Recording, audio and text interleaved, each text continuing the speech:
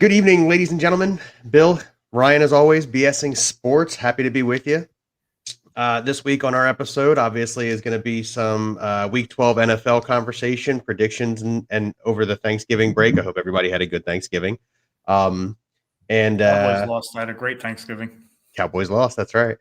Yeah, we're just going to do MLB really quick. We're going to touch on that. Some college football really fast. We're going to touch on that. And then we have a question from last week's show that we didn't get answered from Ken Brandt. We're gonna touch on that real quick as well. So for starters, as I stated, we're going to touch on the MLB free agency a little bit. Starling Marte goes to the Mets. I was a little surprised to see that, but the Mets have been all in so far to start free agency. They've signed a couple other people as well. Yeah, they are also linked to Max Scherzer. Doubt it. I hope you're right. They're also linked to Kevin Gausman. Okay. He's had one good year. I'm not as concerned about him. I'd take 37-year-old Mad Max over Kevin Gausman. Well, yeah, obviously. Lighter news, more prudent to Ryan and I. Hector Neris is no longer a Philadelphia Philly. He signs a 2-year contract with the Astros this afternoon. The Phillies actually got outbid by the Astros, which means that the Phillies were in the running to re-sign Hector Neris.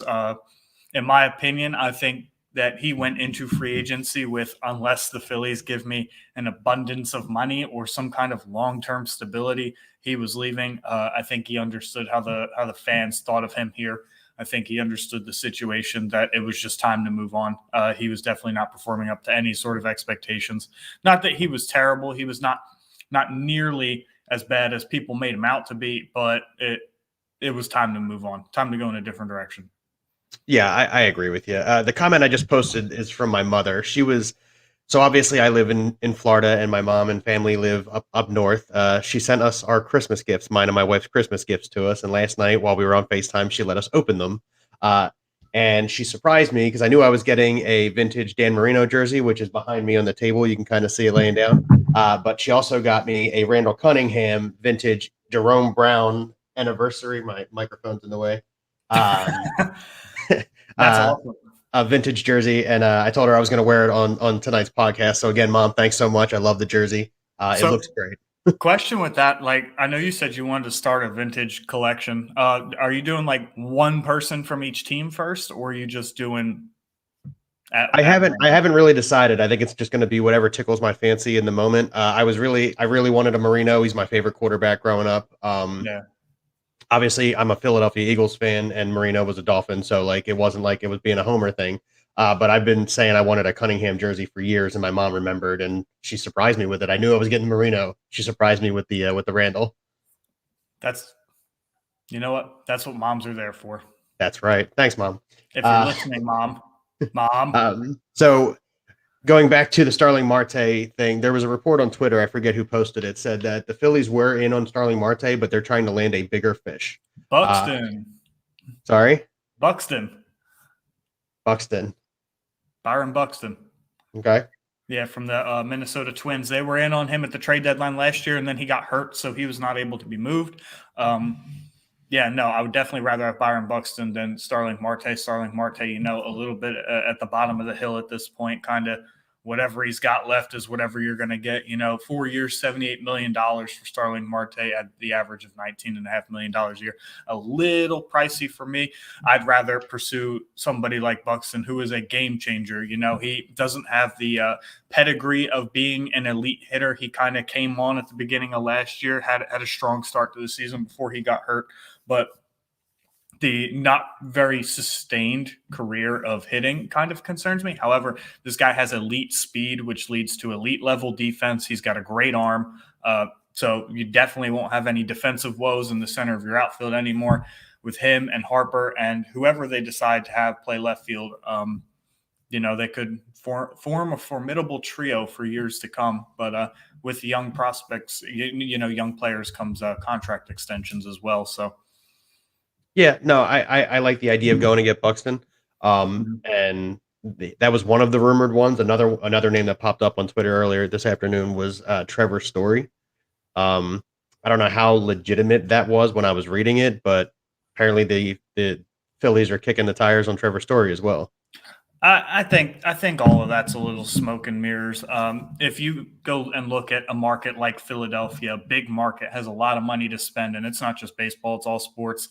They're always going to be tied to any big name free agents. Like I said, regardless of the sport, in the NFL, it's the same way. You always hear that Philadelphia teams are involved with these players, and then the fan base is disappointed when we never get them. Truthfully, I don't think that we're ever really involved with half these guys that the media talks about. I think that the local beat writers just want the Phillies or the Eagles to be involved in whoever it is, and they just write stories about it without any actual proof that there's any sort of negotiations going on.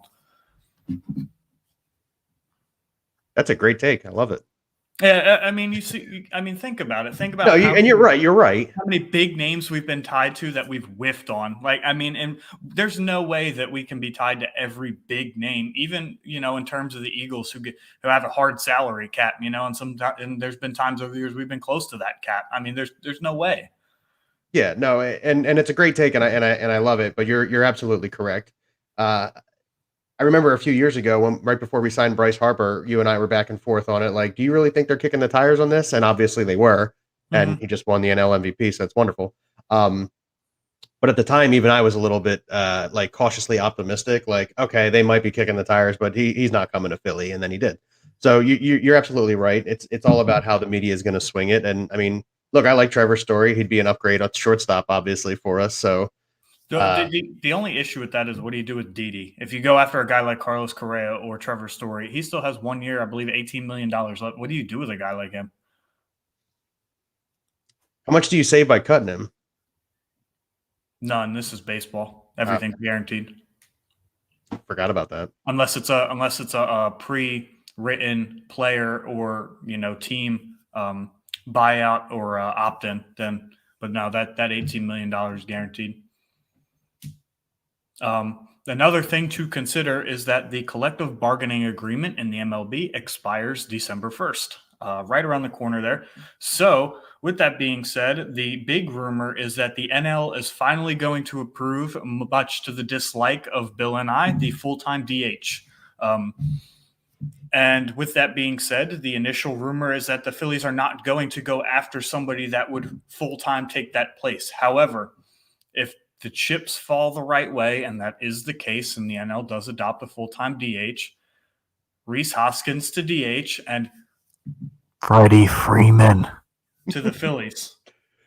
I'm actually glad. I'm glad you brought up Freddie, because I was headed that direction with this free agent conversation, and I know you knew I was. Yeah, I mean, we've only been hounding on this for weeks, so maybe somebody's tuning in somewhere. Who knows? Maybe Middleton's bored. Maybe Dombrowski's like, you know what? These guys seem to know what they're talking about. I mean, that would be fantastic. Freddie Freeman's still not signed by the Braves. I haven't even heard a rumor of a contract discussion. They're not talking, which, I mean, to me sounds like Freeman, right after winning a World Series with them, is walking out the door. Either he knows he's going to re-sign with the Braves, or he knows he's not. I can't imagine that it's anywhere in between at this point. I'm absolutely with you there. I concur totally. There's no way you let a player of that caliber, who has done that much for your franchise, who is the face of your franchise essentially, just walk. Like, either there's some kind of deal in place that's being kept way under wraps, or he knows he's not going back. The question it's just mind-boggling to me at this point that if they are going to re-sign him, if they are going to give him a bigger contract, that they haven't done it yet, and that there are no rumors even around it. So I don't know how they're keeping like tight locked lips on it, and that's what I'm baffled by that. So again, if they, as you pointed out, if they do have a contract that's sitting there like waiting to be signed, and Freddie knows he's coming back, and there's something like going on there, that's fantastic. But it's unfortunate for all, because teams are kicking the tires on that. Teams have got to be calling his agent.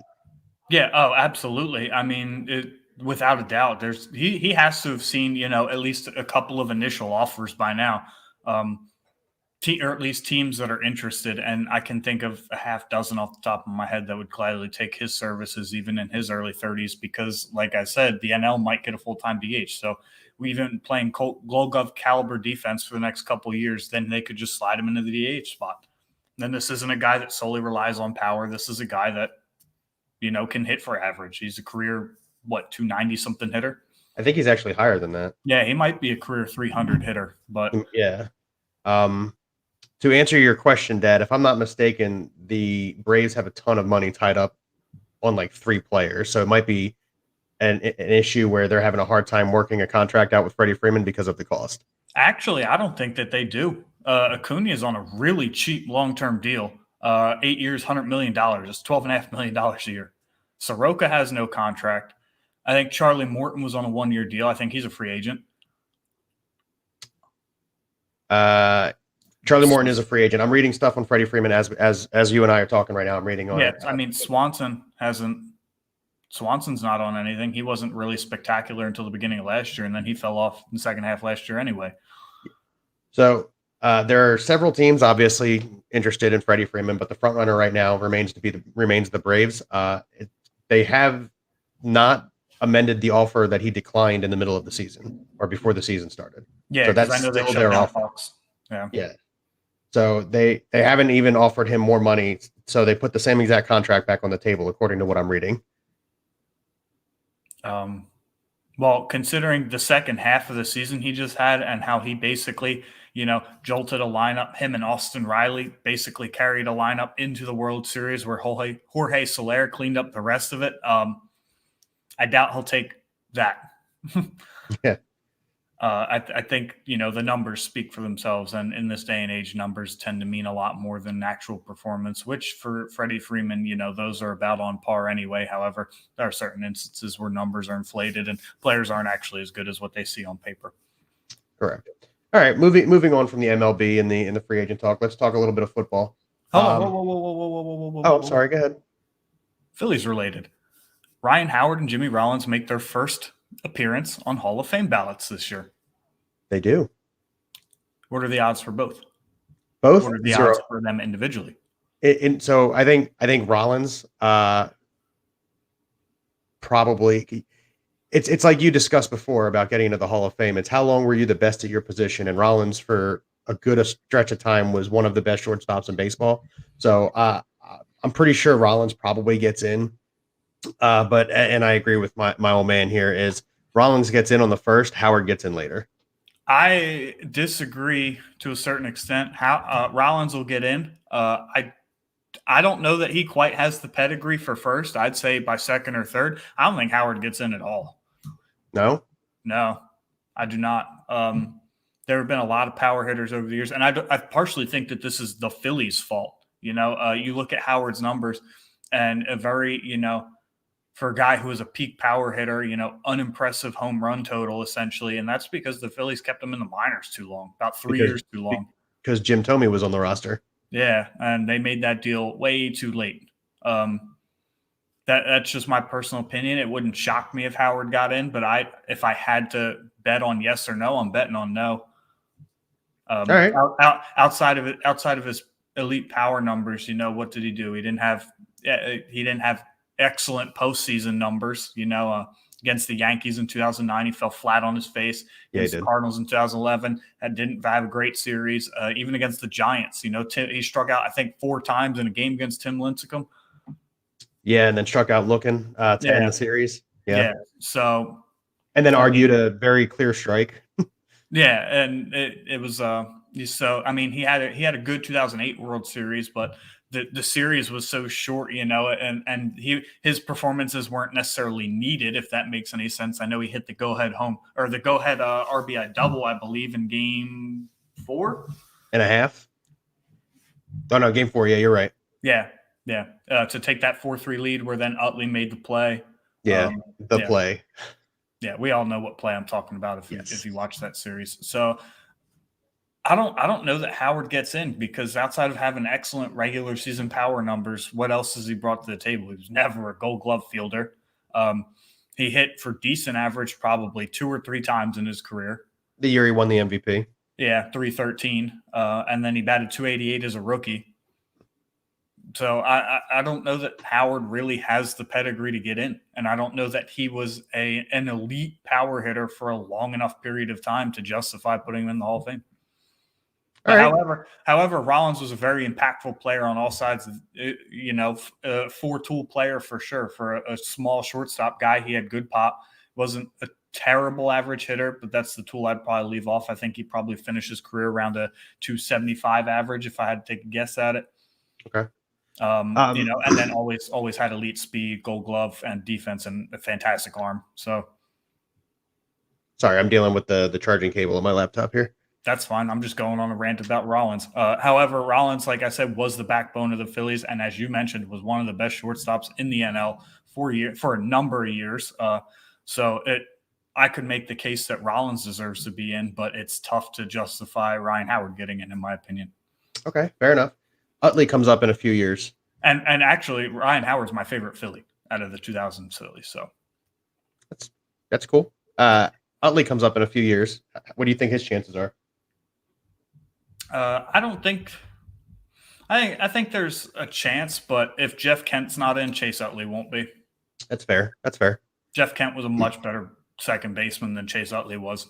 Hitting wise, maybe not as much of an impact to his team, to his city, to the fan base, but on the field, Jeff Kent was just a better ball player, and he's not in yet. Yeah, good. That's a good point. You're football now. You ready? Yeah, let's do it. Okay. So last week after the show, sorry, what? I said, no, I'm just playing. I cut you off last time too. Last week after the show was over, my old man asked us a question in a Facebook chat, and we wanted to just like discuss it a little bit on the show. He said, "Here's one for you guys. Do the Rams getting OBJ help or hinder their chances of winning it all?" And then he responded to his own question with, "To me, adding a cancer to your locker room is not a good thing." I actually have an interesting take on that. So obviously the guy is talented, but I think he's on very, very much the back end of his career. He wasted a lot of his prime years on an aging Eli Manning in New York, and then Baker Mayfield just didn't utilize him. But he's still got good speed, and his hands are still pretty good. So I think adding a talent like that to your roster is always a bonus.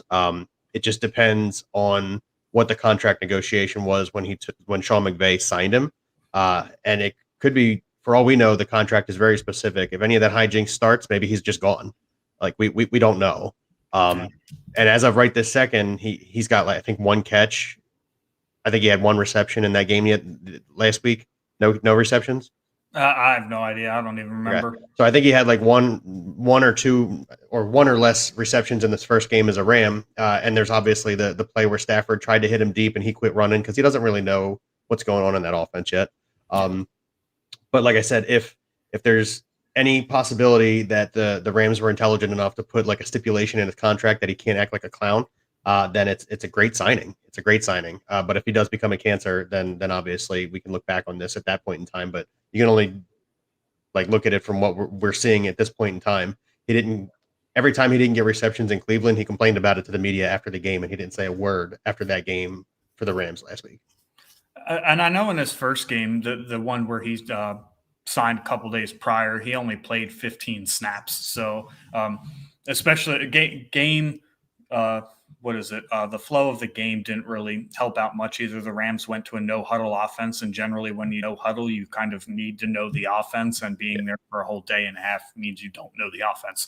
So to no real fault of OBJ's own, he was on the field for 15 snaps. I imagine, had it been a little bit more of a normal paced game, he probably would have seen the field a little bit more.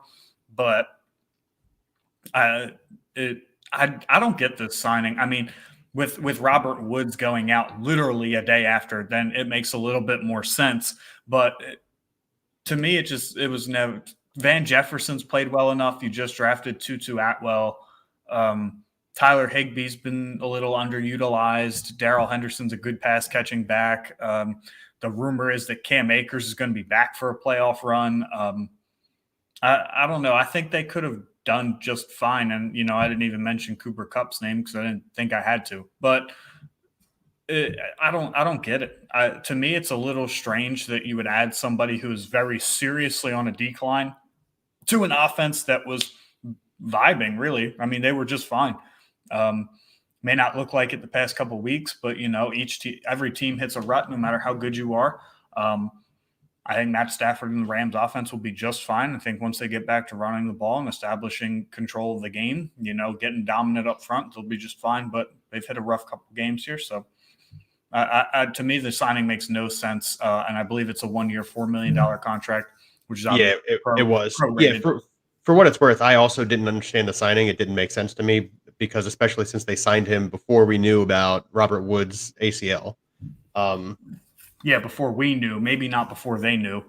Yeah, which is something that might come out in the future. But as where we sit, they signed him, and I remember you and I texting back and forth like, this doesn't make any sense.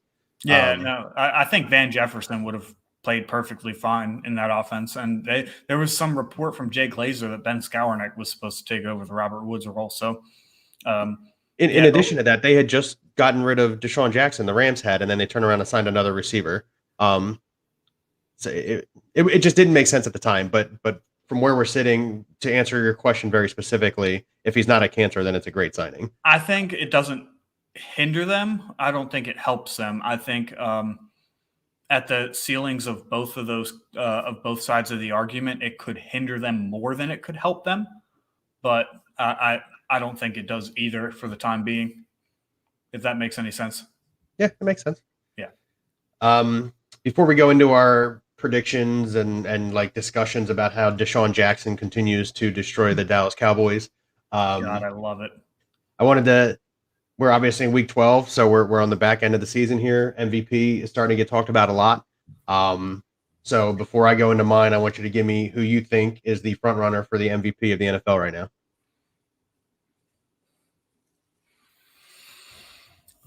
This is one of them, like one of those years where nobody's like, at certain points during the year, people have kind of jumped out to take the lead, and then they immediately take a step backwards. You see Tom Brady sliding in Tampa, Matthew Stafford sliding in LA, Kyler Murray, getting injured for a couple games, Patrick Mahomes doing Patrick Mahomes things. That's actually it's actually not that's my dark horse for MVP. Actually, I'll get into that in a little bit later, but I still gotta go with Stafford, man. I do. I think just because if you look at the LA Rams from last year, outside of the quarterback position, the roster's not very, very much different, specifically on the offensive side of the ball. You lose your presumed starting running back, in spring training, or not spring training, in training camp. And, you now lose Robert Woods about halfway through the season. And Matthew Stafford's brand new there. This team wasn't very good with Jared Goff. They weren't very explosive. And now they're still, despite their 2-game slide, that they're still contenders for the NFC title game and potentially a Super Bowl because they have an elite quarterback, somebody that can, push the ball downfield, make the throws that Jared Goff couldn't.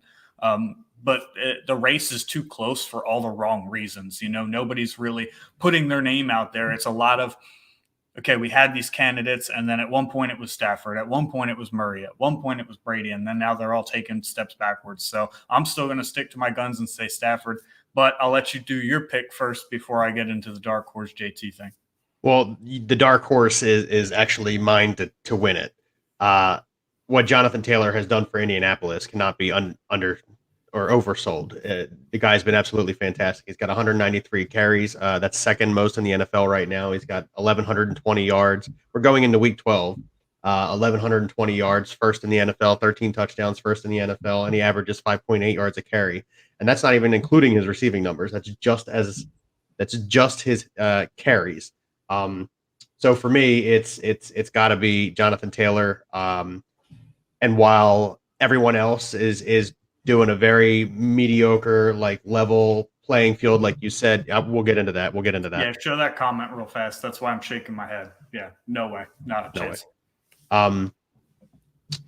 While all of those things are wonderful, or I'm sorry, now I'm confused because I do want to get onto the Carson Wentz thing. Sorry if you guys can hear my dogs barking in the background.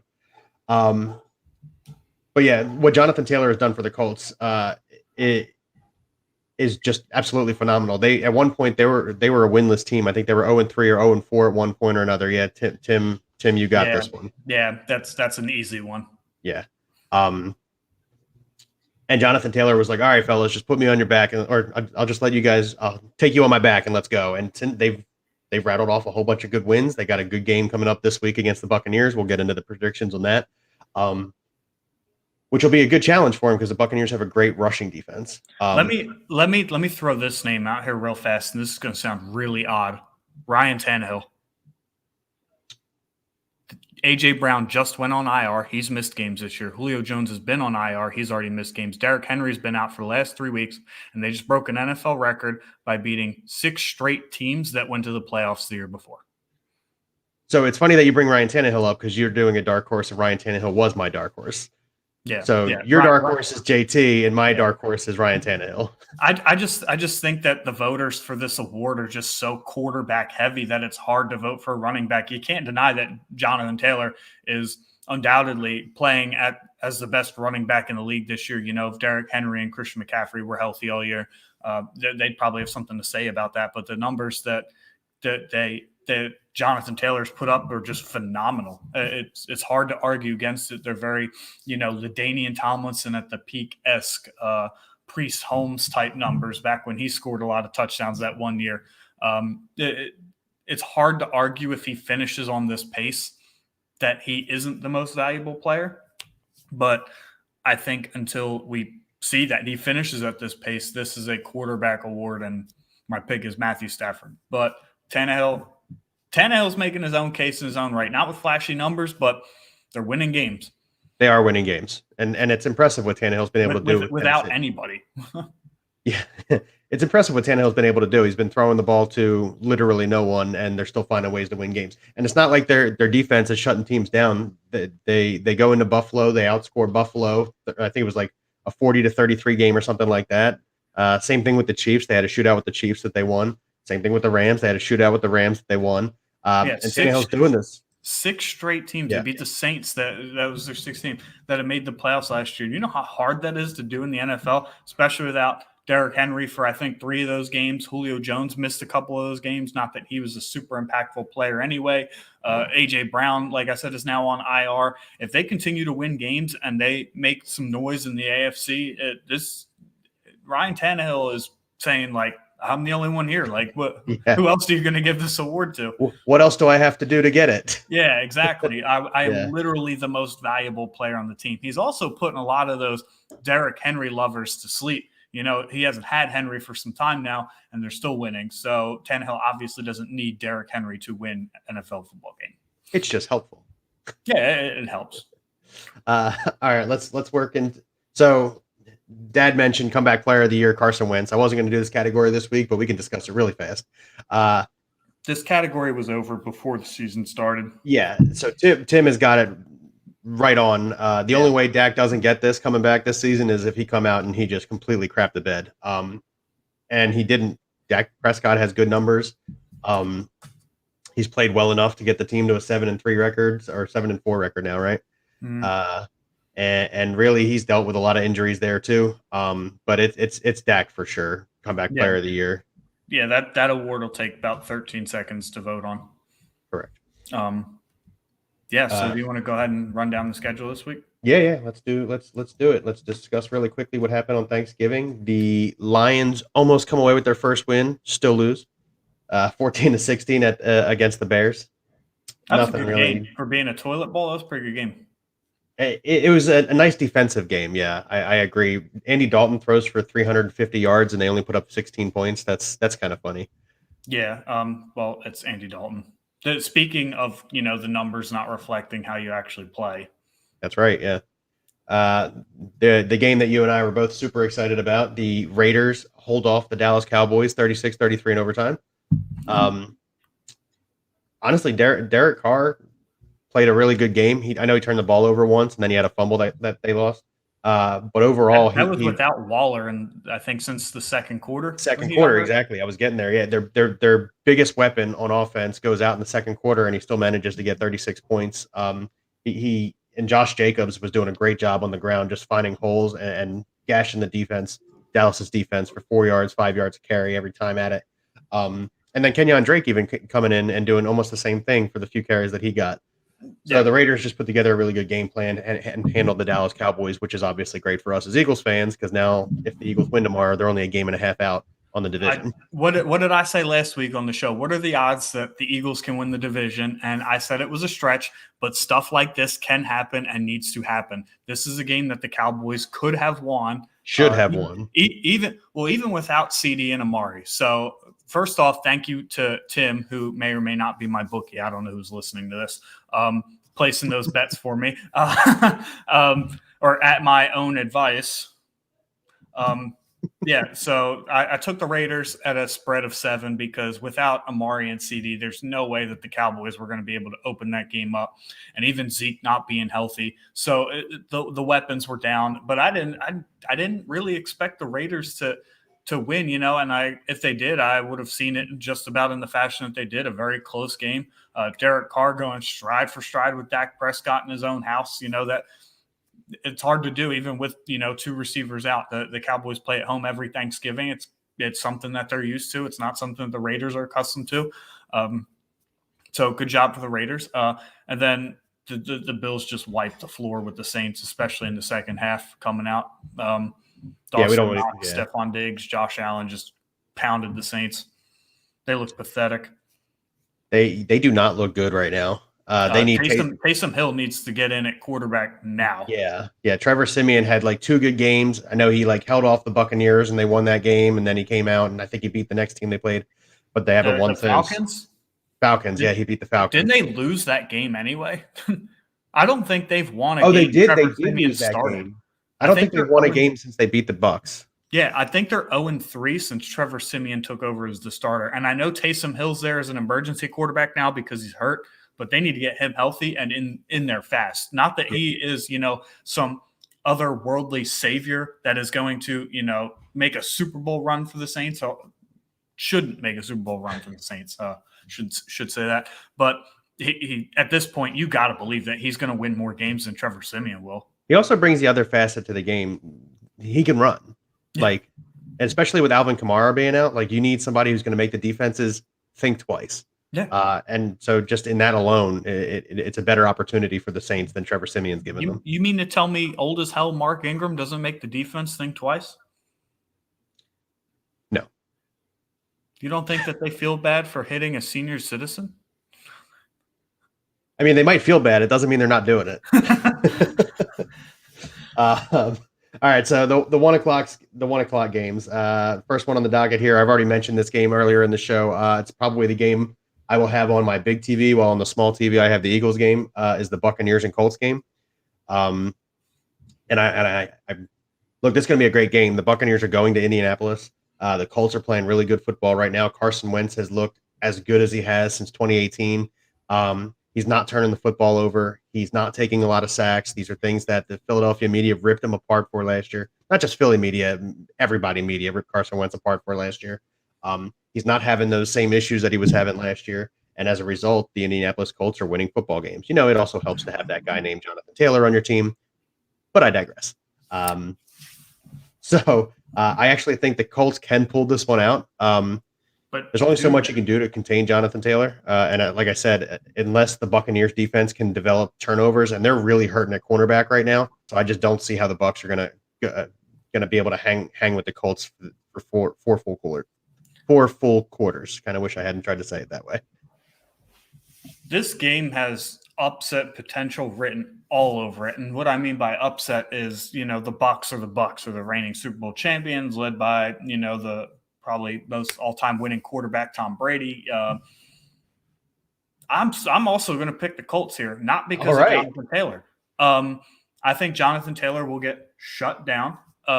20 carries, 80 yards, somewhere in that neighborhood. Shut down. Levante David and Devin White are 2 of the best linebackers in the NFL. The Buccaneers will do what they've done for the last few years and shut down the run. That's what's going to happen. This game is going to be put squarely on Carson Wentz's shoulders, and with the injuries that the Bucs have in the secondary, I believe Antoine Winfield and Carlton Davis are out. I think he does it. I think Michael Pittman has a huge game here, and I think that he just picks them apart because, as you've touched on before, Carson Wentz has refound his efficiency that he somehow only lost for 1 season under one of the most dysfunctional franchises I've ever seen in my life. So I just think that Carson Wentz wins this game for him. I'm thinking 31-27, somewhere in that neighborhood. Go Bucks. Allie, what the heck, man? She's a converted Buccaneers fan. I don't know why, but she is. Sorry. Speaking of the Buccaneers, though, and what you're trying to do, the next jersey you have to get for retro absolutely has to be those creamsicle orange Buccaneers jerseys. You know what? Maybe I will. I'm sure they got a sap one somewhere. Either that or like Dewey Simone or Leroy Simone, somewhere in that neighborhood. I could do that, back in the 80s, 70s, yeah. Anyway, yeah, I go ahead and give me like the Colts 31-27, somewhere in that neighborhood. I was thinking 31-27. The Colts defense can do just enough if they so desire, but it depends on which Colts defense shows up that day. So that's my prediction. I think this has upset written all over it. Timmy, if you're still watching, I have some money in the sports betting account. Well, Timmy, we'll get into that later tonight. Ryan and I have already discussed it. The next game is wow. This is Jets and Texans. Jets visiting the Texans. Those are two bad teams. But Tyrod Taylor's playing. Good game, like the Bears Lions type good though, not like the Raiders Cowboys type good.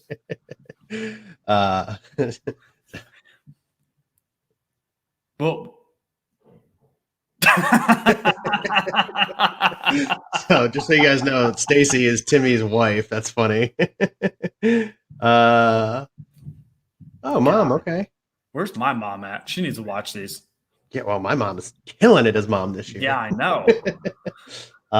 So anyway, Tyrod Taylor is probably the difference maker here. He's playing for the Texans, I believe. So I'm going Texans, but 17-14. I'm not talking high scoring game. I'm not talking anything. 17-14 Texans. I'm going 2017 Jets. Right. I actually think Zach Wilson comes back and plays pretty well. I hope you're right. Next game, it's the other one that I'm going to be watching. 1 o'clock games. Philadelphia Eagles visiting the New York Giants, but I mean it's the Eagles and Meadowlands, so it's not really that big of a visiting type situation. The Meadowlands and Deshaun Jackson. The yes. The Giants are super damaged at wide receiver right now. They finally got Kenny Galladay back, but he didn't look 100%. Sterling Shepard's on the field, also doesn't look 100%. Tony is out this playing. Week. Kadarius Toney's out this week. Yep. They're missing one more. Saquon Barkley has just looked absolutely horrendous in his return. A lot of that is the offensive line isn't really that great, and I get it. And Daniel Jones, again, the offensive line isn't good, but Daniel Jones has regressed this season even further than he did last season. So I've got the Eagles. The old man says 28-17. I've got somewhere in the same ballpark. I was thinking like 31-21. Yeah, I don't even think that it's that much. I think a similar game plan to last week. I think although the Saints offense is probably a little bit better, so I think that they're going to put up more points. I think this game opens up and I think the Eagles win by like 3 touchdowns. Good. Let's do it. The Eagles will control the clock. They'll run the ball. They ran all over the Saints last week, and the Saints are a much better run defense than the Giants are, and the Saints are a much better offense than the Giants are, and they scored 29 points, and they scored a garbage time touchdown. So, go ahead and give me the Eagles by like 2 or 3 touchdowns here. Good. I hope they do it. I hope we see it. Next game is the Panthers visiting the Dolphins. 5-6 Panthers, 4-7 Dolphins. Panthers still have playoff aspirations, especially with how bad the rest of the division outside of the Buccaneers is. And Cam Newton hasn't looked terrible. Actually, contrary to what I wish was happening, he looks kind of good.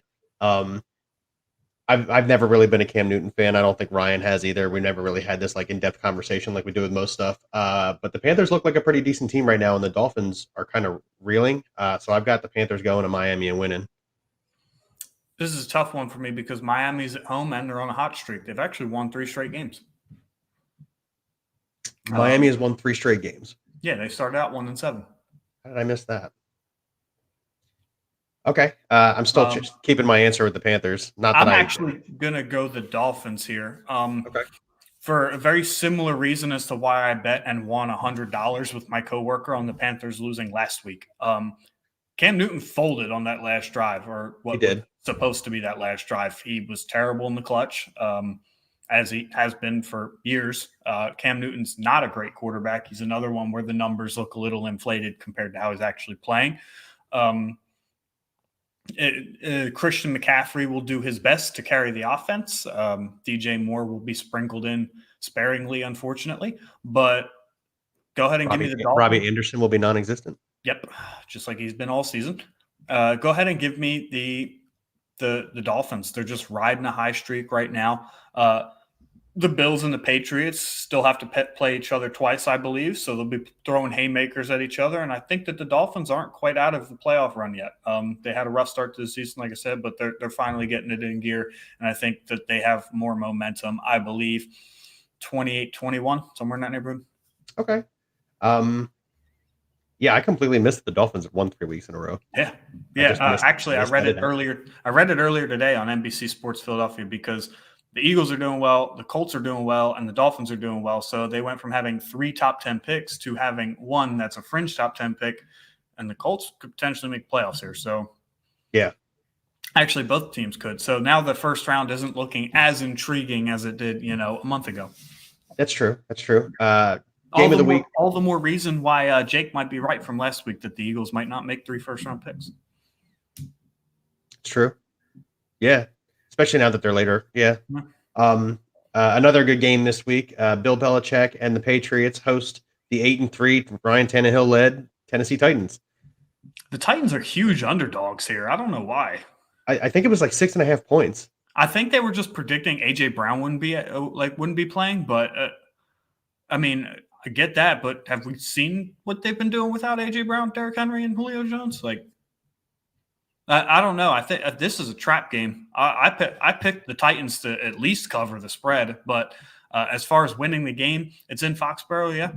Yeah, it's in Foxborough. Yeah, go ahead and give me the Pats, 31-27, somewhere in that neighborhood. They are playing really good football. Mac Jones looks really fantastic. He's taking good care of the football. He's making all the right reads. Ramondre Stevenson had a big game. I think Damian Harris probably should be back this week. Yeah, go ahead and give me the Pats at home.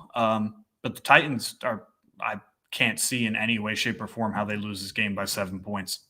I think, yeah, I don't see them losing by 7 points. Mac Jones is clearly the best quarterback out of this draft class at this point in time, obviously. And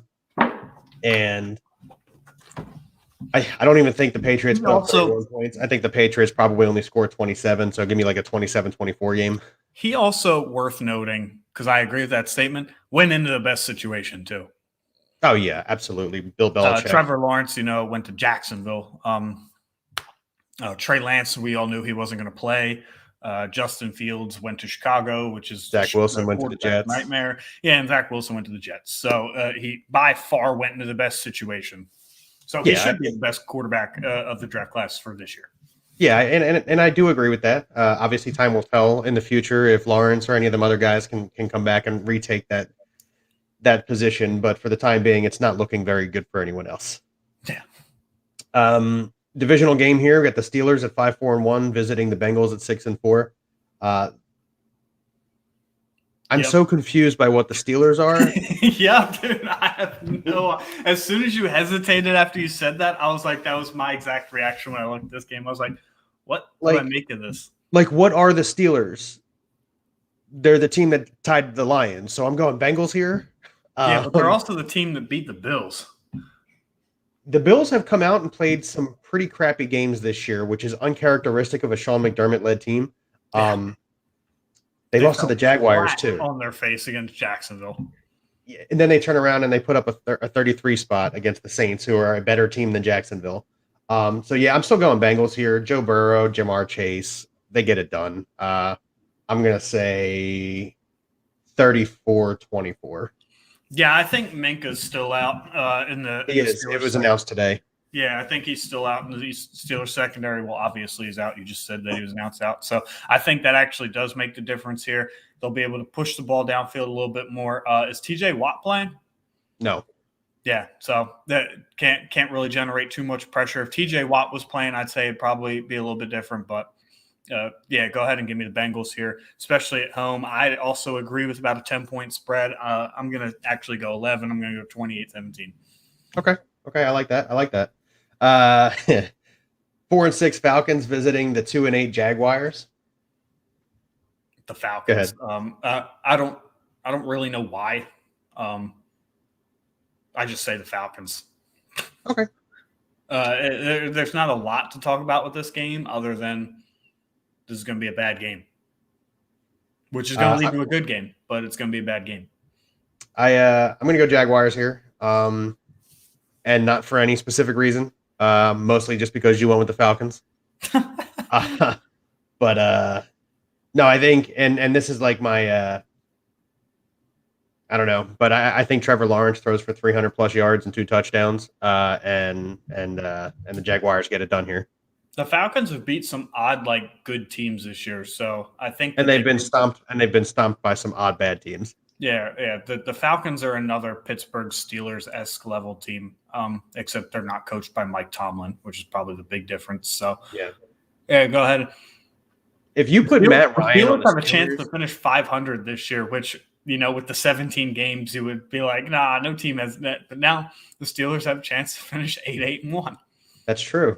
God. I tell you what, though, and this is something we could discuss a little bit next time, or even right now if you really want to. If you put Ben Roethlisberger on the Falcons and Matt Ryan on the Steelers are a significantly better team, and the Falcons are a significantly worse team. Oh, absolutely. Yeah. Ben Roethlisberger is entirely what's wrong with the Steelers, that and their pass blocking. Yeah, but you get a quarterback that's a little bit more mobile, and it's not that big of a deal anymore. Yeah, I mean, even a little bit more mobile, like going from Ben Roethlisberger to Matt Ryan isn't exactly an upgrade to Mike Vick, but he's able to move around the pocket more than Roethlisberger never moved around the pocket. He was just so big, guys couldn't tackle him right away. And Matt Ryan can push the ball downfield. He didn't just have arm surgery. Correct. And he's not 39 years old. I think he's only 36. Yeah, Matt Ryan, I think, is 36, or he turns 36 soon, something like that. 6-4 Chargers visiting the 5-5 Broncos. Broncos have lost 5 of their last 7 games. Yeah, this is going to be Herbert, the best quarterback in the AFC West this year. I know the Raiders fans will probably have something to say about that, but Justin Herbert led Chargers. I think they're just a better team here. The Broncos are a little smoke and mirrors. Plus, I have a jersey bet, so I really hope that the Broncos lose this game. Go ahead and give me the Chargers, although I think it's going to be a little bit closer. I'm going to say 21-20. I'm going to say they squeak out a 1-point win here. Okay. I'm going Chargers, but I'm going in like blowout fashion. I'm going like 31-14. Oh, man, what are you typing? I think he's trying to put Chargers. I don't know. There it is. Yeah. Stop doing the text to chat. Just use your fingers. You got this will be a good game, and this is America's game of the week. You've got the 7-3 Rams at the 8-3 Packers. That is America's game of the week. So that's going to be a really good game. Go ahead and give me the Packers. Okay, and here's my reasoning for agreeing with you. If this game was in LA, I'm going Rams, but the game's not in LA. I'd lean more that way, but Aaron Rodgers is playing on a broken toe. I'm about 60% Green Bay here. The reason is most non-knowledgeable football fans are like, Jalen Ramsey's following Devontae Adams. And anybody who watches the game goes, no, he's not, because Jalen Ramsey doesn't follow people as much as you think he does, and he doesn't follow to the slot anyway, which is where Devontae Adams takes roughly about 75% of his snaps from. Devontae Adams will eat whoever the slot cornerback is alive, as he's done many, many times, because everybody knows who the ball's getting thrown to when Aaron Rodgers drops back, and nobody's been able to stop it for years. I think if Aaron Jones plays this week, that's the big one for me. If Aaron Jones plays this week, the Packers will win, and he has been practicing all week. So I do. He's still listed as question. I think he's still listed as questionable, but I think he is playing. Yeah, I think he's got limited practices in all week, and I think they held him out last week, truthfully, to have him play for this game because this game means so much more for the playoffs than last game did. Yeah. Okay. So. Yeah, go ahead and give me the Packers here. However, if it was in LA, I'd probably lean 50-50. It's just so hard to bet against the chemistry in Lambeau. Where December's really close. Go ahead and give me the Packers here, but that's going to be a wild game. Whatever the over is, we got to take that. I'm with you, and it'll be in there. But I am also going Packers, but it's primarily because of the Lambeau situation. Look, I know Stafford has played there several times over the years, so Stafford's familiar with the environment. However, the rest of the Rams are not, and it's gonna flat out what the 49ers did to the Rams last week. I think, woke the league up. And I think the Packers can mimic that in addition to everything that you just said about Devontae Adams eating up a slot corner. So, yeah, I'm going Packers here as well. And I'm saying it's probably – I know I'm giving a lot of 31s this week, but for some reason that's the number that is like stuck in my head. I'm going 34-31. I was going 34-31. Yeah. It wouldn't shock me if that game was even more high scoring, but 34-31. Okay. A game that I don't think anybody needs to watch, Vikings and Niners.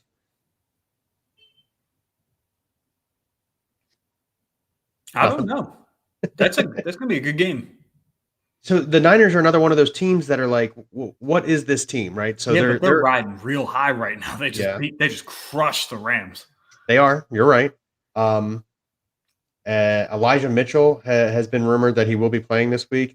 He had a broken finger a couple weeks ago. He didn't play last week against the Rams, and they still. Speaking of Elijah Mitchell, let's run the clock back on Trey Sermon. This is a guy that got traded up for in the 3rd round and played like 5 snaps all season. Mm-hmm. He essentially lost a job everybody assumed was his to a 6th round running back. And it's hard to find a bell cow back in a Kyle Shanahan offense, but whenever Elijah Mitchell plays, he gets most of the carries by a lot.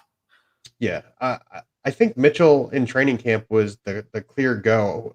I think part of me thinks that Sermon, they traded up to get him, so I think it's a situation in Sermon's head in training camp, like, okay, the position is mine, like no matter what, it's mine. And Elijah Mitchell was like, well, it's mine now because I want it. Mm-hmm. And he hasn't given it back. It's his. Yeah, his worst game, I think, on a production basis was like 27 carries for 91 yards. Yeah, so absolutely, it's Mitchell's job to lose. So good for him. Jeff Wilson back, I don't see that being affected too much. I think Elijah Mitchell is the guy to own in the offense. Yeah, I agree with that as well. Not to mention Ayuk has been playing really well lately. Yeah, he has. He's Deebo Samuel is still Deebo Samuel. Like Kittle's still not playing, I don't think, because he's always hurt. But no, Kittle is playing. He played last week. Oh, he's playing. Well, he'll be hurt this game. Okay. I'm still going 49ers here, but it'll be like one of those low-scoring affairs. I don't think it'll be a lot of points. I'm going probably somewhere around the 28 to 24 range. That's low scoring to you? Yeah, it's not 30. 30 is high scoring. Yeah, but it's not 17 to 14 either. Well, that's fair. All right, medium scoring game. I think it's average. Medium scoring game. Yeah. I think it's I think right about the same thing. Although I'm going to go Vikings here. Kirk Cousins has surprisingly had a fantastic season, and nobody talks about it because he's Kirk Cousins. Don't be Kirk Cousins. 21 touchdowns, 2 interceptions. Justin Jefferson's doing his thing. Dalvin Cook's still there. I think that he plays efficiently and well enough that they find a way to win that game.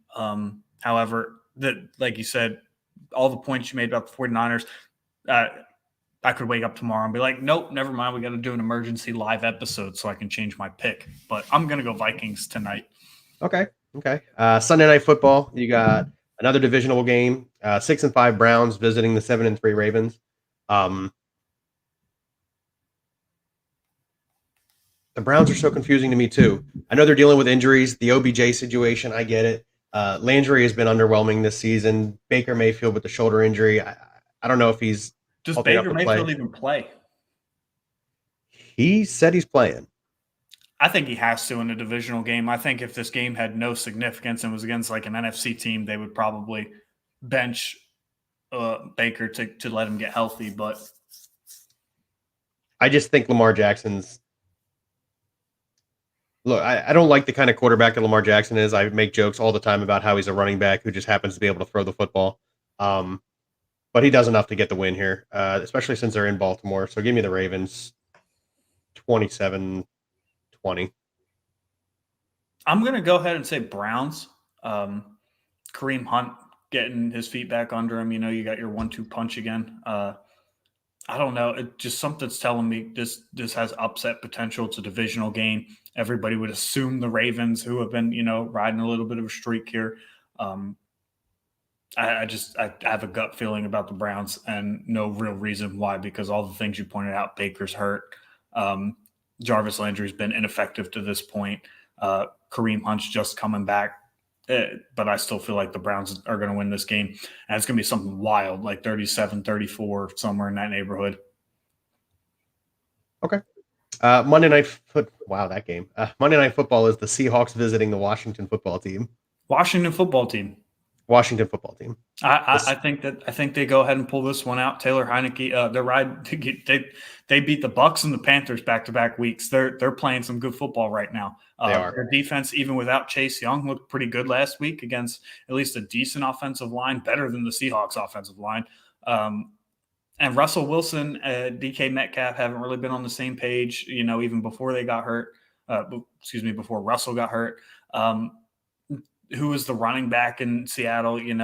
Just go ahead and give me Washington. The effective use of Antonio Gibson, he finally looks fully healthy and ready to go. So I'm going to go ahead and say Washington wins that game 28-21. Yeah, everything you just said, except I don't think the Seahawks even put up 21 points. 28-17. There's nothing else for me to add. You said everything the way I was feeling it, so it is what it is. But yeah, so like 28-17. Russell Wilson, first of all, we know he's not happy in that situation. I think he's only out there to try and get a contract somewhere else, try and get traded somewhere else. But that organization is going to go downhill just about as fast. Well, no, I guess they've been declining a lot for the last couple of years. I was going to say as fast as the Eagles. Go ahead. Keep going. I want to add something when you're done. That's fine. So the Seahawks, I was going to say they were declining as fast as the Eagles did, but the Eagles declined very quickly. And now, so the Seahawks are just in a bad way. Go. Is that game over? Nope. Minute and 40 left in the fourth quarter. Auburn has the ball. It would appear 3rd and 1 on the Alabama 37. It's a 10-3 game. Yep. Actually, it's 4th and 5 at the Alabama 41. That's good for Auburn. Also, we have to mention that. Now we have to go into college football. We have to mention that John Harbaugh just got his first win against Ohio State in a big way, bringing Michigan's record to 11-1 and essentially all but securing a playoff spot, barring a huge upset loss to Wisconsin in the Big Ten championship game. However, I thought that was going to be the biggest college news. This is going to be huge. Yeah, Auburn taking out Alabama is going to be huge. Yeah, unranked below 500 Auburn taking out Alabama with Bo Nix not even as the quarterback. I don't know if he got hurt or benched or what the deal is, but it's TJ Finley in there. Good for Auburn, man. If Auburn pulls this out, this essentially secures Notre Dame's spot in there too. It does, and Cincinnati. Yeah, the top. Notre Dame would be more locked than the others because they don't play a conference title game. Oh, that's true. Yeah. Once they get into a playoff spot, essentially, like unless Alabama beats Georgia, which I don't think would happen. I think Alabama has definitely looked more flawed than Georgia has this year. Georgia won today, 45-0. Yeah, against Georgia Tech. I get it. But usually not that Georgia Tech, is a powerhouse, but I don't think that they should have gotten rolled 45-0 if I looked at the game beforehand. But this is a huge development. Again, nobody good for Auburn. Good for Auburn. Yeah, so game's not over yet, but me as a Notre Dame fan love this. Also, Penn State just lost to Michigan State. I don't know why Penn State was the favorite in that game, but yeah, I don't know. I was looking at that too. I don't know why Penn State was the favorite in that game. Minute 27 seconds left. Alabama 2nd and 10 on their own 3. They have 97 yards in 90 seconds to go down the field. Now it's 3rd and 10. No timeouts? It would appear. Oh, by the way, Auburn's 6-5, not 5-6. I'm a little dyslexic. How many timeouts do they have? Tim says Bama just got a first down.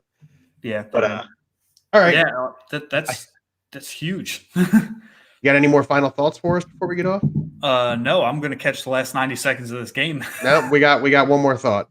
What's that? We got some huge news coming out of BSing Sports the next couple of weeks. We're not going to give it all to you right here, right now. But for starters, as you see my name right here on the screen at Bill@BSing Sports, that is now my new email. We are working on getting other stuff set up so that we can be utilized as a media outlet. so that we can start trying to go to games and stuff. Again, we don't have a ton to announce on that just yet.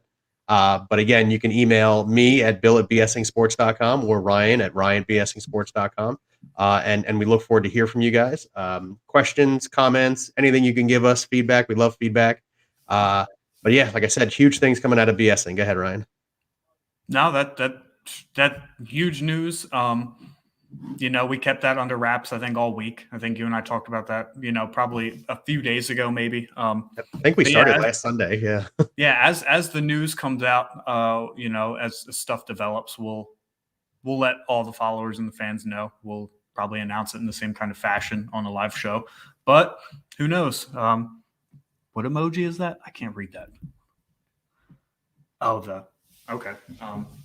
Yes, actually, huge thank you to my wife, huge Allie thank Brand, you. Speaking for of that, helping us figure everything out, because we are absolutely clueless when it comes to this stuff.